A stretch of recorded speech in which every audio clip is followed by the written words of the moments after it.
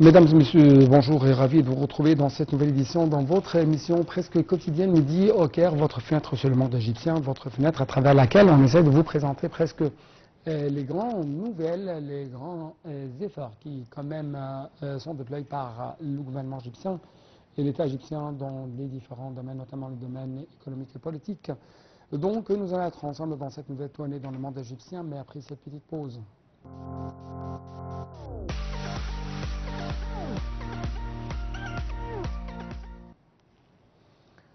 Commençons donc, comme d'habitude, cette nouvelle tournée dans le monde égyptien par l'activité présidentielle. Cette fois-ci, on trouve que le président Abdel Fattah el-Sisi a affirmé l'importance du partenariat stratégique égypto-américain en faveur des intérêts des deux pays et de la sécurité régionale. Le président el-Sisi a tenu ses propos lors d'un entretien avec le secrétaire d'État américain Anthony Blinken et en présence du ministre égyptien des Affaires étrangères Badr Abdelati et du chef de renseignement généraux Abbas Kamel et de l'ambassadrice américaine au Caire. Tout de suite un commentaire. Le président Abdel Fattah el-Sisi a affirmé l'importance du partenariat stratégique égypto-américain en faveur des intérêts des deux pays et de la sécurité régionale. Le président a tenu ses propos lors d'un entretien avec le secrétaire d'État américain Anthony Blinken, en présence du ministre des Affaires étrangères Badr Abdelati, du chef des renseignements généraux Abbas Kamel et de l'ambassadrice américaine au Caire Hero Mustafa Gerg. Blinken a fait part au président el-Sisi de l'appréciation du président américain Joe Biden pour le rôle vital de l'Égypte afin de rétablir la stabilité dans la région, a déclaré le porte-parole de la présidence Ahmed Fahmy. Le président et le chef de la diplomatie américaine ont examiné les moyens d'intensifier les efforts conjoints de l'Égypte, des États-Unis et du Qatar pour faire avancer les négociations sur un cessez-le-feu, l'échange des otages contre les prisonniers et l'acheminement de l'aide humanitaire à l'enclave palestinienne, s'accordant sur le fait que la solution à deux États est le véritable chemin à emprunter pour une paix et une stabilité durable. Le chef de la République a insisté sur la nécessité d'éliminer tous les obstacles endiguant l'entrée à la bande de Gaza de plus grandes quantités d'aide humanitaire et de faire cesser les violations israéliennes en Cisjordanie.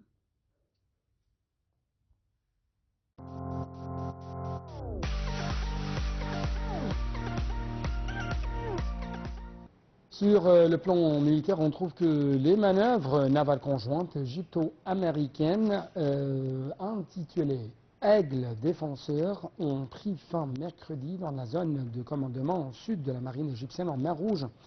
Les manœuvres comprenaient des exercices théoriques mais aussi pratiques pour unifier les concepts d'entraînement. Parallèlement, une exposition d'armes et d'équipements a été organisée. Ces manœuvres s'inscrivent en fait dans le cadre des relations de coopération militaire et de l'échange d'expertise avec les pays frères et amis.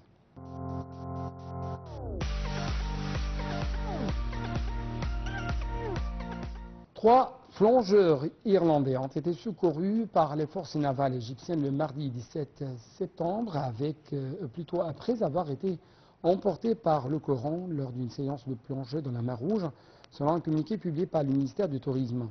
Les plongeurs qui faisaient un palier de sécurité à une profondeur de 5 mètres avaient été emportés par le courant à une distance d'environ 15 000 nautiques de l'île d'Al Akouane au large de Marsa Alam. C'est ce qu'a expliqué le ministre du Tourisme. Un palier de sécurité est une procédure standard en plongée sous-marine. Il s'agit d'une pause brève à une profondeur de 5 à 6 mètres et qui permet au corps du plongeur de se décompresser après un temps passé en profondeur. Une fois l'incident signalé, un avion a été dépêché sur les sites pour localiser les plongeurs. Ils ont été repêchés par les forces navales et reconduits vers la ville de Hurghada. Ils poursuivront leur voyage avec leur groupe de touristes, selon les affirmations du ministère du Tourisme.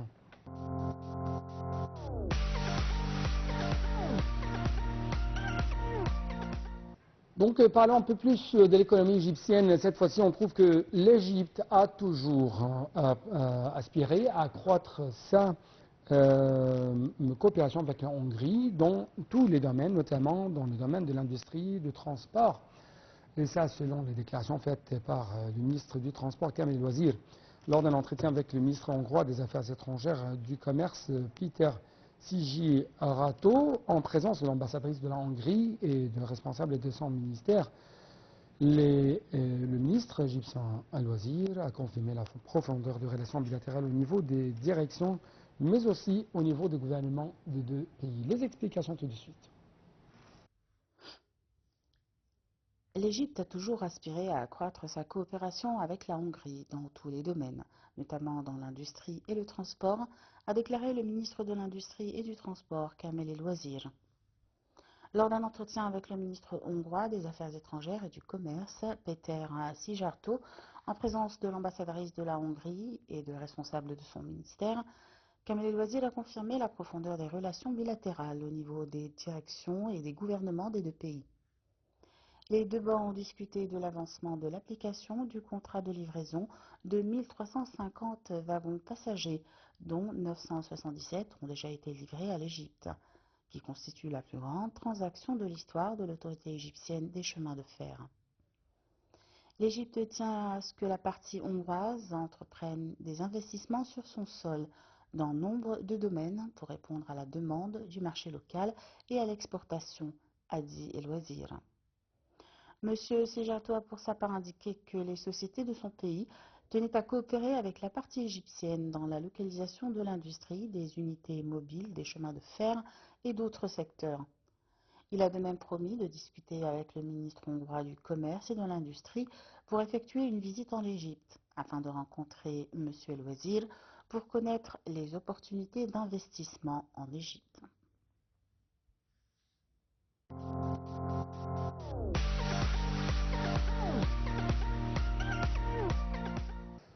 Quant au ministre du pétrole et des ressources minérales, Karim Badawi, il a déclaré que l'Égypte jouerait un rôle central dans le commerce du gaz naturel et de l'hydrogène entre l'Orient, l'Occident et les pays du Nord. Les riches en énergie solaire et éolienne, participant ainsi à l'inauguration de la conférence Exhibition Gastech 2024 qui se tient du 17 au 20 septembre dans la ville américaine de Houston, M. Badawi a souligné que la coopération est l'unique moyen de tirer le maximum de ces ressources. Selon un communiqué publié par le ministère, Badawi a pris part en tant qu'interlocuteur principal à la séance ministérielle inaugurale de la conférence sous le titre « Faire face aux troubles géopolitiques dans un ordre mondial fragmenté ».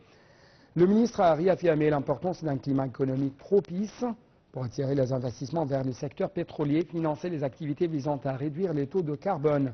Il a affirmé que la part des énergies renouvelables dans le mix énergétique en Égypte atteindra environ 42% d'ici 2030 dans le cadre de la stratégie énergétique intégrale et durable.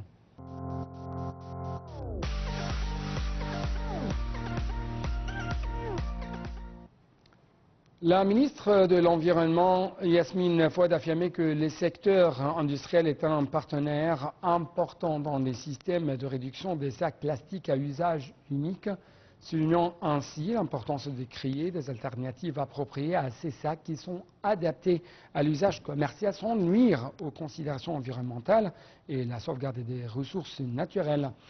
Madame la ministre a tenu ses propos lors d'une entrevue mercredi avec l'ambassadeur du Japon au Caire, Oka Hiroshi, la délégation qui l'accompagne, pour discuter de la coopération dans plusieurs domaines, notamment la lutte contre la pollution plastique.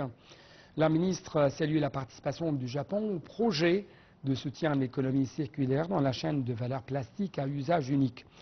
Pour sa part, le diplomate japonais s'est félicité de la coopération avec l'Égypte dans la lutte contre les sacs plastiques à usage unique.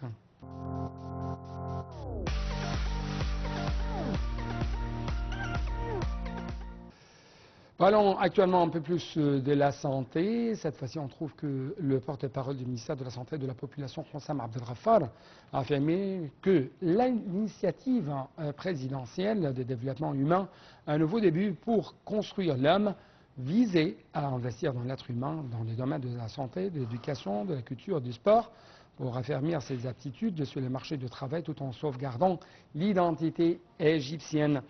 Lors d'une intervention téléphonique sur la chaîne, l'une des chaînes égyptiennes, M. Abdelghafar a indiqué que l'initiative visait à fournir une multitude de services aux Égyptiens dans 25 gouvernorats. 29 ministères participent à l'initiative mise en œuvre sous la supervision du groupe ministériel pour le développement humain.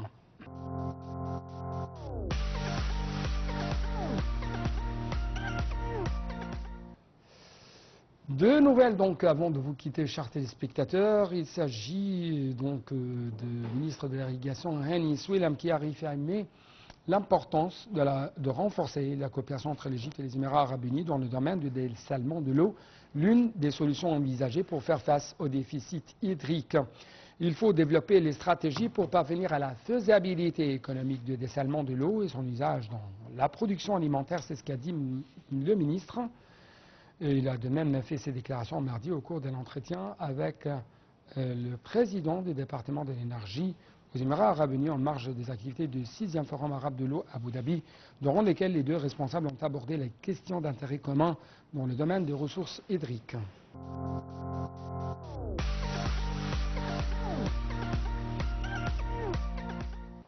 En fait, le ministre des Télécommunications, Amr Talat, a souligné la nécessité d'investir dans les capacités numériques des jeunes pour conquérir le marché de l'emploi sur le plan local, régional et international.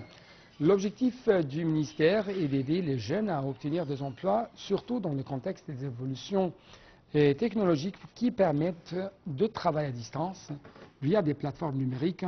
C'est ce qu'a déclaré M. Talat lors de la cérémonie de clôture du hackathon organisé par l'Institut des technologies de l'information du 18 août au 17 septembre. Sous le slogan « Crier pour promouvoir l'identité égyptienne et la langue arabe », ce rassemblement, qui réunit 752 étudiants ainsi que des jeunes diplômés de tous les gouvernorats, a pour objectif d'encourager les jeunes à produire des solutions et à des applications innovantes qui servent la langue arabe et renforcer leur rapport avec l'identité égyptienne.